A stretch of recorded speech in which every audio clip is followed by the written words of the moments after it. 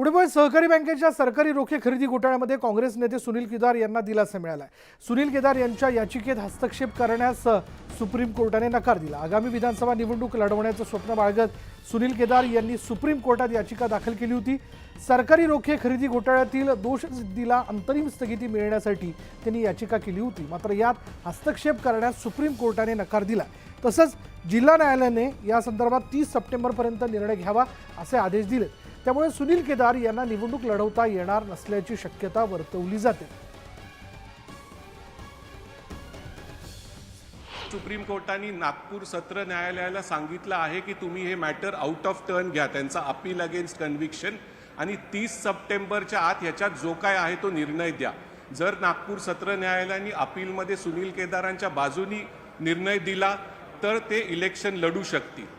तर त्यामुळे ते सुप्रीम कोर्टात आले होते। सुप्रीम कोर्ट म्हणले आत्ता तरी आम्ही हस्तक्षेप करू इच्छित नाही, तुम्ही परत नागपूर सत्र न्यायालयाकडे जा आणि आम्ही त्यांना निर्देशित करतो की 30 सप्टेंबरच्या आत त्यांनी निर्णय घ्यावा आणि जो काय निर्णय असेल तो सगळ्यांना मान्य करावा लागेल।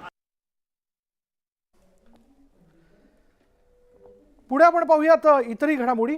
अनिल देशमुखांचे पुत्र काटोल मतदारसंघातून निवडणूक लढणार ही बातमी आल्यानंच त्यावर लक्ष भरकटवण्यासाठी अनिल देशमुखांनी फडणवीसांवर खोटे आरोप केले, अशी टीका आशिष देशमुख यांनी अनिल देशमुखांवर केली आहे। जर देशमुखांच्या पेनड्राईव्हमध्ये काही असेल तर त्यांनी जनतेसमोर आणावं, नाहीतर फॅशनेबल नेता म्हणून फक्त ट्रेंड चालवावा असा टोलाही अनिल देशमुखांना त्यांनी लगावला।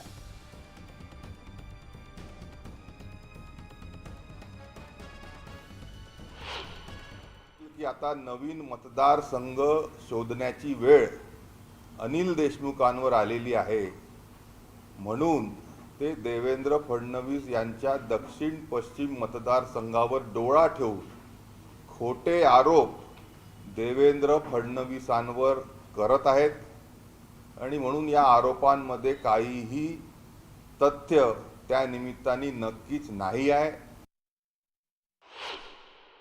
बघा, पेन ड्राईव्ह बद्दल बोलायचं म्हटलं तर अनिल देशमुखांची ओळख महाराष्ट्रामध्ये वेगवेगळ्या कॉलरचे शर्ट घालणं, वेगवेगळ्या रंगाचे कुर्ते घालणं, रंगीबिरंगी जॅकेट घालणं म्हणून फॅशनेबल असलेले अनिल देशमुख एक फॅशन म्हणून, एक ट्रेंड म्हणून फक्त पेन ड्राईव्ह दाखवत आहेत।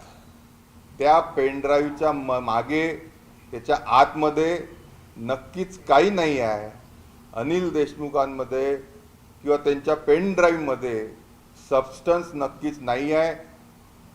करप्ट असा पेन ड्राईव्ह त्यांचा नक्कीच आहे।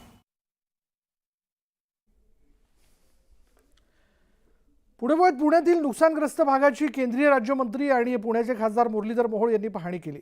खडकवासला धरणातून 55,000 क्युसेक्स पाणी का सोडलं, पाणी सोडताना महापालिका आणि पाटबंधारे विभागांमध्ये ताळमेळ का नव्हता याची चौकशी केली जाईल, असं केंद्रीय राज्यमंत्री मुरलीधर मोहोळ यांनी म्हटलंय। गुरुवारी झालेली पूरस्थिती पुन्हा पुण्यात उद्भवू नये म्हणून कायमस्वरूपी उपाययोजना करणार असल्याचं मुरलीधर मोहोळ यांनी म्हटलंय। तर स्थलांतरित झालेल्या नागरिकांना सर्व मदत दिली जाईल, त्यासाठी पुणे महापालिका कार्यरत असल्याचं मोहोळ यांनी म्हटलंय।